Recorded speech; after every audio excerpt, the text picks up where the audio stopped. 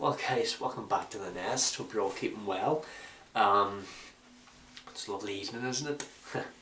Anyway, welcome to another movie review. Actually no, scratch that. You may see the title has now been changed to Cheese and Crackers Reactions. In case you're wondering why I'm not calling it reviews anymore, it's because, I'm doing this for fun, I'm not trying to be a critic or anything, because I don't want to be a critic. Critic's a job.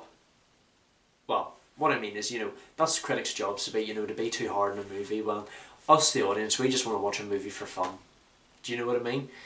We don't care if it's bad, if it's weird visuals or whatever. We just want to watch a movie. Do you know what I mean? So from now on, I'm just going to be calling it Cheese and Crackers Reactions rather than Cheese and Crackers Reviews. And just in time, because we are now about to begin the year 1971. Big year 1971. There were a few solar eclipses going on back then. I can't remember exactly where, but I'm sure it must have been a wonderful sight to see. I've actually witnessed a solar eclipse before. I was only about 14. I was in school, and I was wondering why it was a bit darker than usual. I thought, we start off with a sunny day and then it's dark all of a sudden, but I didn't realise that an eclipse was going on. And you see all the seagulls flying away because they thought it was bedtime. They thought it was going night. Yeah. And they're like, it's only been bright for like 3 hours. How's it night time already? I don't know. Eclipses are once in a lifetime. You've got people coming all over the country to see them. Anyway, back on to the first movie from 1971. Tonight's movie review. Now let me just say, I remember in the last reaction I said that I was going to be doing movies you guys are more familiar with finally. So tonight's movie reaction is Willy Wonka and the Chocolate Factory. That's correct. This movie is based off a Roald Dahl book, which was originally called Charlie and the Chocolate Factory. But yeah, this is the movie, Willy Wonka and the Chocolate Factory. I gotta say, I really enjoyed this movie. It was so cheerful, very emotional. I will get to that in a wee minute. But I just want to say, I just love the musical numbers. I love how at the beginning it just introduces how the chocolate and everything is made. Shows chocolate wafers and tea cakes, and it's just beautiful scenery. It starts off with this man who owns like a candy store, and all the kids after school, they run up just to get candy.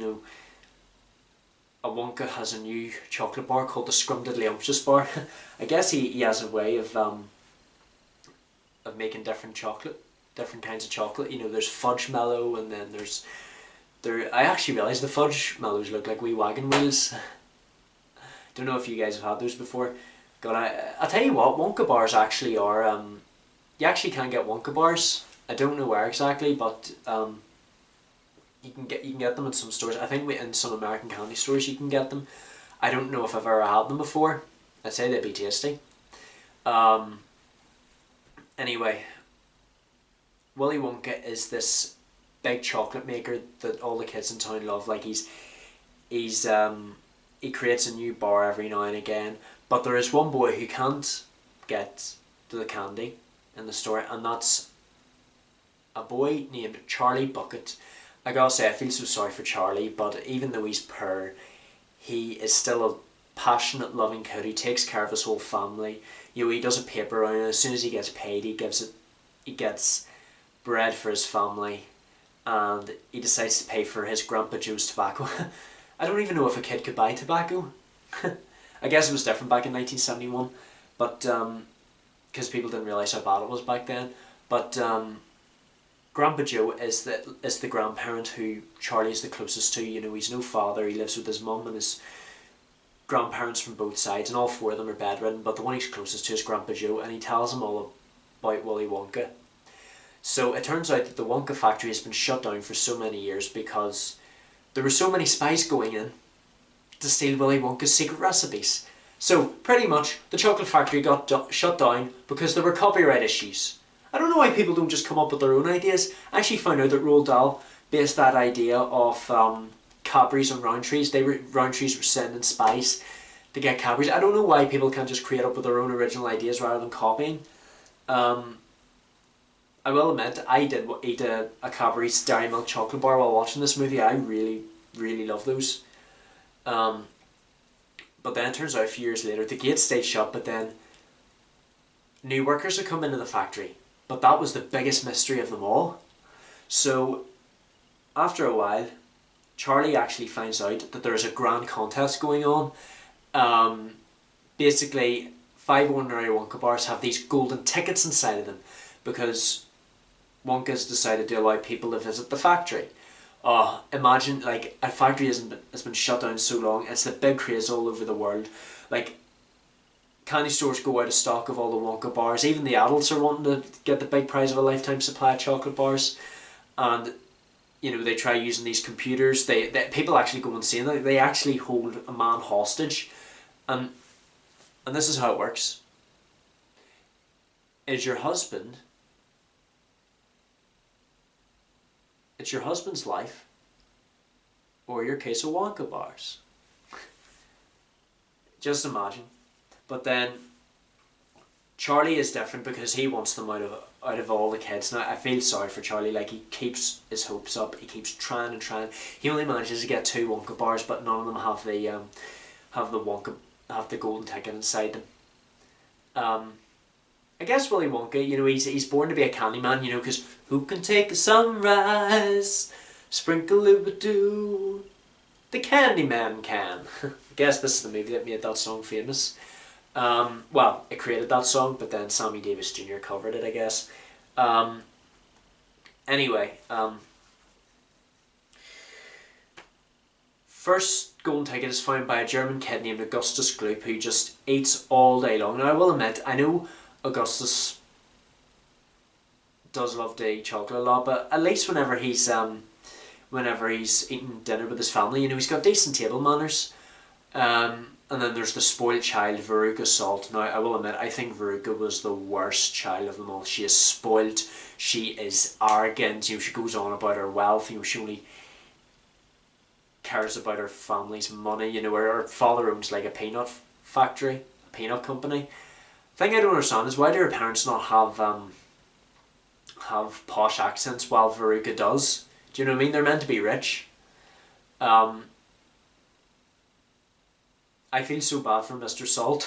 You know, Veruca, sweetheart, angel. Now, there are only 4 golden tickets left in the whole world, and the whole running world's hunting for them. What can I do? But, you know, Charlie understands that his parents get him the chocolate bars because they do it out of love. They know that he wants to finally get the chocolate bar, just to get the golden ticket, just so he can finally find something for his family. You know, they get their chance.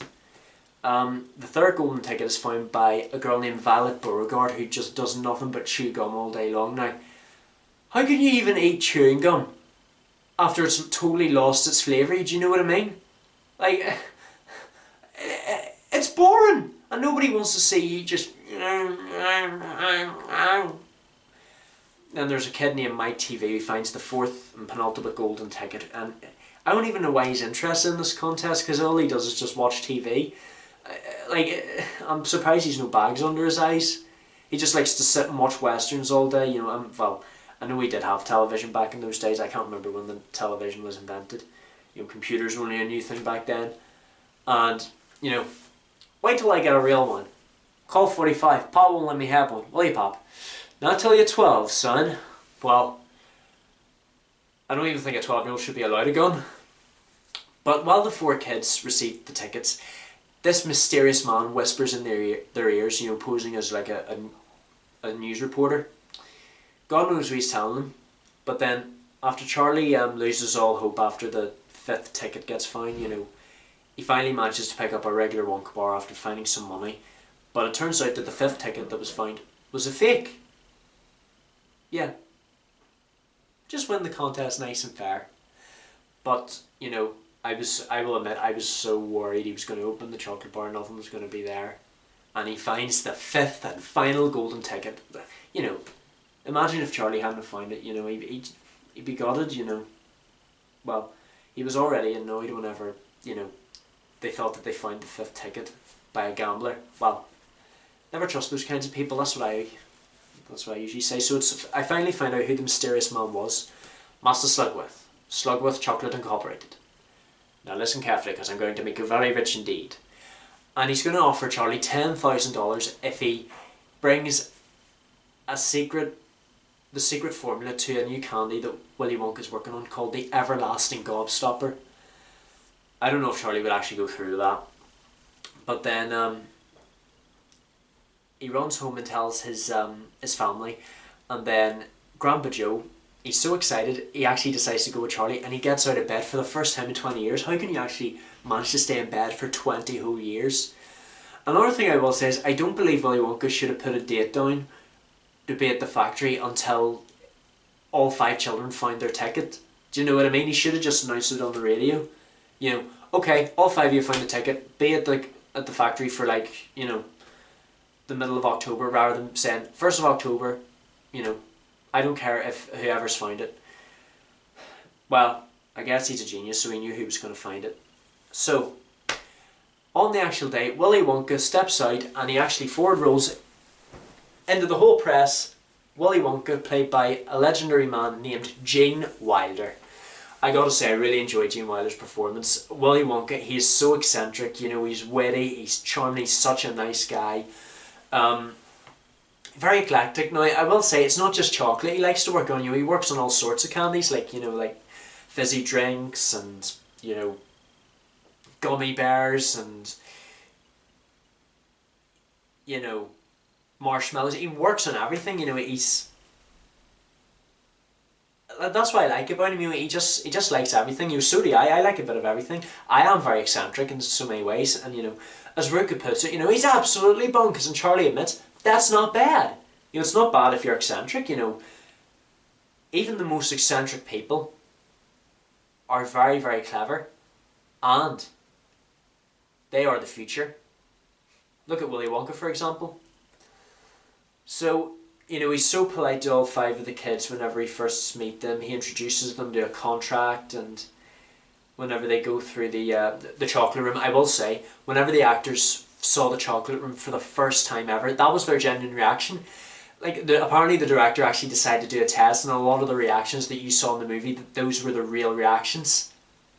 You know, the kids had not seen the chocolate room ever.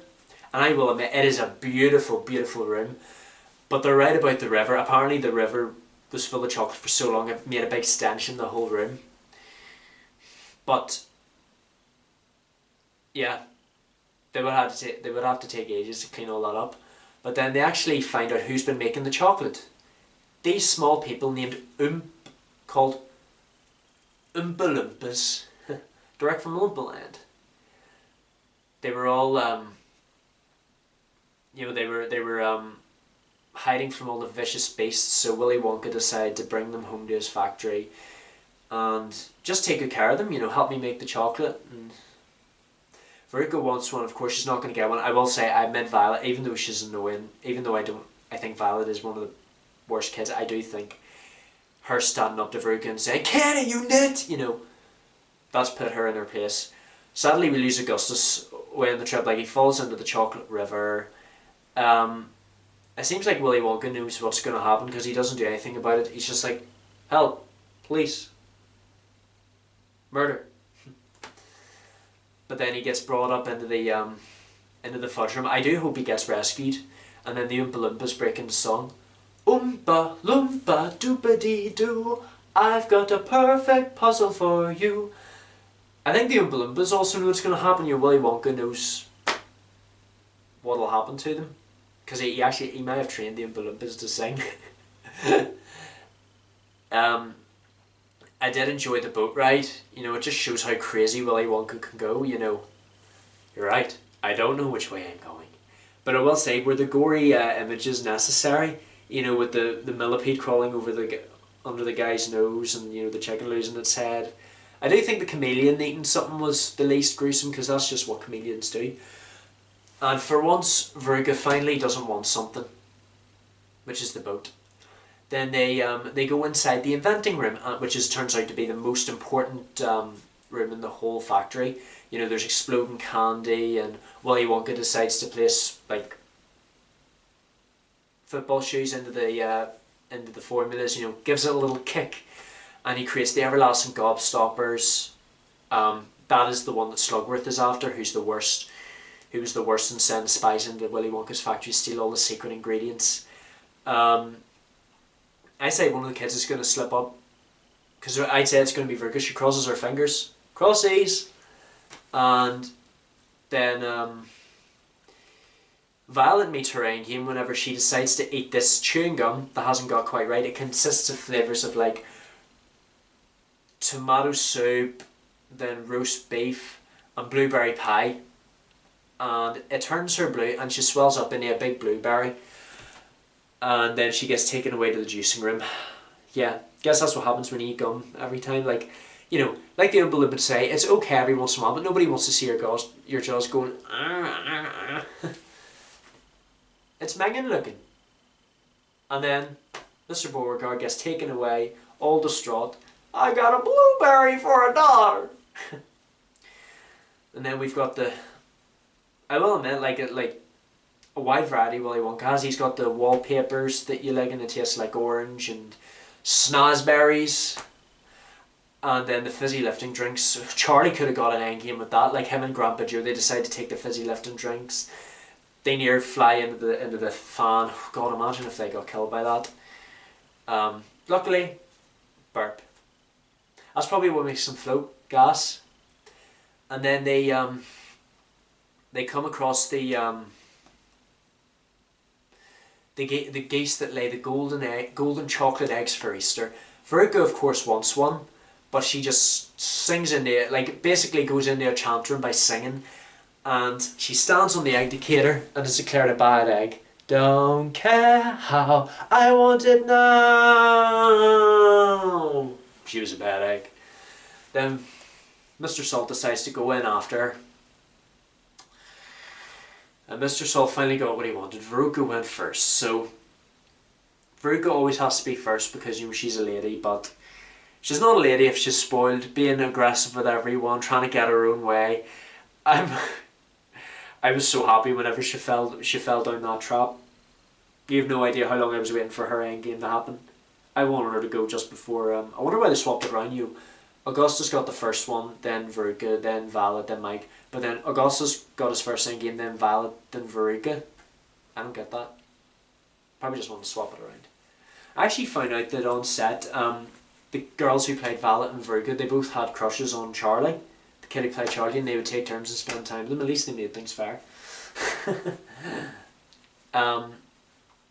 However, what else was I going to say? Oh yeah, I also like how Willy Wonka, you know, whenever someone calls him out about his eccentricities, like, he never lets anyone get him down. Like, say whenever Mr. Salt says that his work is a lot of nonsense, he's like, a little nonsense now and then even brings out the wisest men. You know, sometimes we need a wee bit of nonsense for a wee bit of creativity. Like, look at Alice in Wonderland. You know, we reacted to that. That was a brilliant movie. You know, Disney has some great... Well, Lewis Carroll has some great ideas, because obviously Disney like got the book off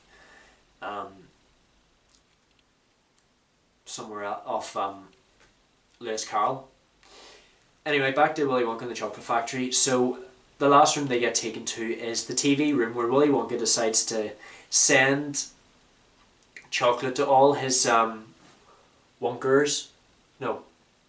Wonka fans through television. However, Mike has been talked into actually going into the TV screen, because he thinks he'll be the first ever person to be sent through television. But Willy Wonka did talk him into it. I suppose I could send people. Yeah, I'm sure I could. But it could have a little, you know, he's basically just, and he doesn't care if he meets his endgame. He's just like, stop, don't come back.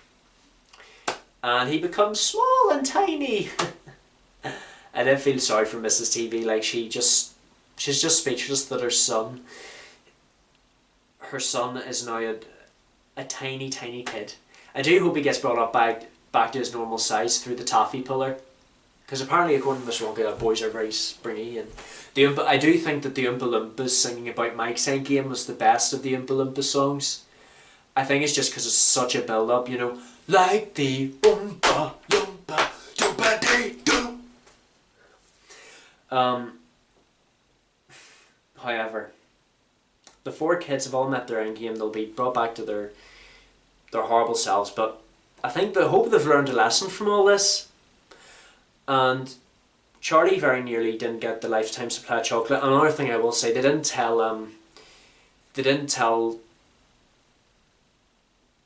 the actors of Charlie and Grandpa Joe that Willy Wonka would be shouting at them. Like when they rehearsed, he was speaking calmly.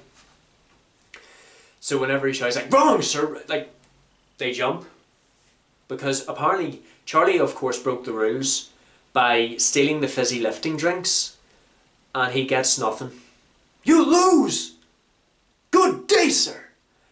But Grandpa Joe, of course, he decides to get his revenge by finding Slugworth and giving him the everlasting gobstopper. But Charlie, being the good, honest kid he is, decides to give it back to him. Even the good is a good deed done in a weary world. You've won, Charlie! And it also turns out that Slugworth isn't actually Slugworth. It's actually just one of Willy Wonka's employees. So it was a morality test to see who would actually give the everlasting gobstopper back to Wonka. And Charlie was the only one who actually passed. I do hope Veruca, like, I hope she lost her everlasting gobstopper in the garbage. Because she was going to give it to Slugworth because she crossed her fingers behind her back. Veruca would have done that because she's sly, she wants her own way, she wants her own money. She wants to be wealthy just like her parents, probably just to buy her own chocolate factory. Probably just to buy the whole world. She says she wants the world. Imagine Veruca Salt running the whole world, would have to give her an Oompa Loompa, or a nice boat without that is not an absolute ghost boat. And finally, the final scene in the Wonkavator, Willy Wonka reveals why he has why he gave out the golden ticket. So he needed to find an honest kid, whoever was the least rotten, whoever was not nasty at all was going to win the contest. And Willy Wonka revealed that the factory is the grand prize, so whenever he retires he's going to hand over the chocolate factory to Charlie, because he is honest, he is kind, you know, despite all he's been through, you know, he remains kind. That's all that matters. And Grandpa Joe and the whole family can move in, and I will admit I really cracked up in this scene. Even just think about it now makes me want to cry, because it was such a nice ending. And Willy Wonka reminds us, don't forget what happened to the man who suddenly got everything he always wanted. He lived happily ever after. And I just think it was such a heartwarming ending, you know, because Charlie had been through so much. Like, he was so kind to his family, you know, he did everything for them, you know, he had no father. He was basically the man of the house because he knew his father had passed, you know. I'm sure that must have been hard on him. And, you know, his Grandpa Joe was always there to support him, his mother as well, and his other grandparents. And I'm just glad it all paid off for him in the end. You know, he kept hoping, he wanted the golden ticket more than anything, and he finally got it. You know, and Willy Wonka even said to him, you know, I read about you in the papers, congratulations, I know what you've been through. That's also probably why, you know, there's going to be a lot of money in it for him if he actually gave the gobstopper to him, to Slugworth. But it was all just a test because I knew Charlie wouldn't actually go through with giving the gobstopper to Slugworth, because that would put Willy Wonka out of business. But Willy Wonka also worked hard, like he earns to have so many fans, because he puts so much love into all the candy. You know, he creates all these new ideas. He's an absolute genius. And he's so eclectic and eccentric, and and that's not a problem, guys. We all need a bit of we need eccentricity in this world, because that'll help the world get on its feet. And that's the truth, guys. But I really enjoyed this movie. I'm gonna give it a 10 out of 10. You know, I really enjoyed reacting to this movie. Like, it was such a brilliant movie. You know, it was actually the first. This is actually the first Roald Dahl adaptation that we're reacting to on this YouTube channel. If you want to view paradise, simply look around and view it. Pure imagination. Oh, I did hear there is there is a musical adaptation based off Willy Wonka and the Chocolate Factory. I'd like to see it sometime, you know, especially me being a performing arts student and all that. But I will say, guys, I really enjoyed this. You know, I promised you guys there'll be more familiar movies from now on this YouTube channel. Now that we're in 1971, the channel has finally reached the top. The next few months hopefully are very crucial. You know, I get through all this. We have a mission, guys. We must keep going. We need to get this channel on its feet. I promise you guys, this is the year where I make this channel big. I know I've been very lazy like the last couple of years with this channel because I wasn't too motivated, but now this is it, guys. Thank you so much for watching and supporting the channel. It really means so much to me. You know, like I said, I enjoy watching this movie. Let me know if you want more movies like this. Comment in the description. We've got some more great movies from 1971 coming up. I just love all this. I'm absolutely addicted to all this. Take care of yourselves, guys. Don't forget to leave a like, comment what you would like to see next, subscribe, tell your friends about it. Keep coming back to the nest whenever you feel like it. Turn on the notifications, and I shall see you in the next video. And always remember, if you want to view paradise, take a look around and view it. And just step into the pure imagination of Willy Wonka and the Chocolate Factory. Look after yourself, guys. Love you all to death.